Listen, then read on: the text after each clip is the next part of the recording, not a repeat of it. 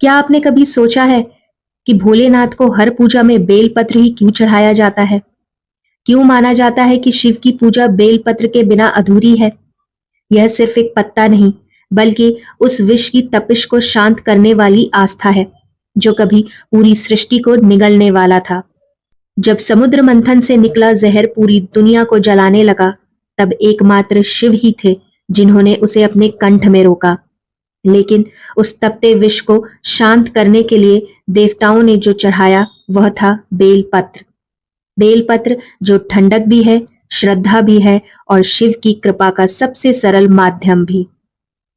आइए जानते हैं बेलपत्र का आध्यात्मिक रहस्य, नियम और भोलेनाथ से इसका अटूट संबंध। हिंदू धर्म में भगवान शिव को दया और करुणा का सागर माना जाता है।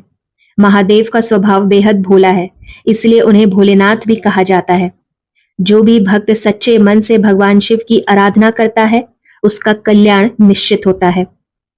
महादेव तो केवल सच्चे मन से की गई पूजा से ही प्रसन्न हो जाते हैं, लेकिन शिवजी को प्रिय वस्तुएं अर्पित करने से विशेष फल प्राप्त किया जा सकता है। शिवजी को बेलपत्र अति प्रिय है।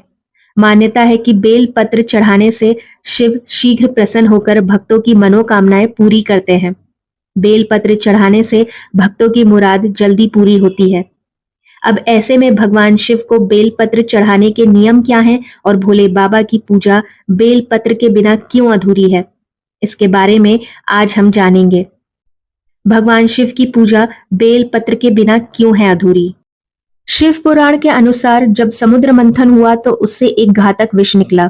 इस विष से सारी दुनिया नष्ट होने की कगार पर थी।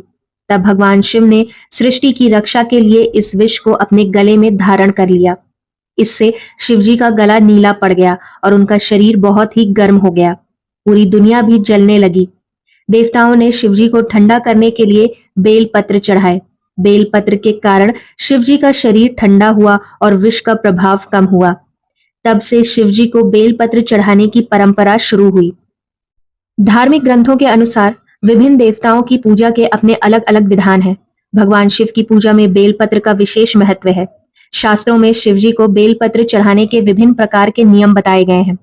शिवजी को बेलपत्र हमेशा चिकनी सतह वाली तरफ से चढ़ाना चाहिए। कटी हुई या टूटी हुई पत्तियां शिवजी को अर्पित नहीं करनी चाहिए।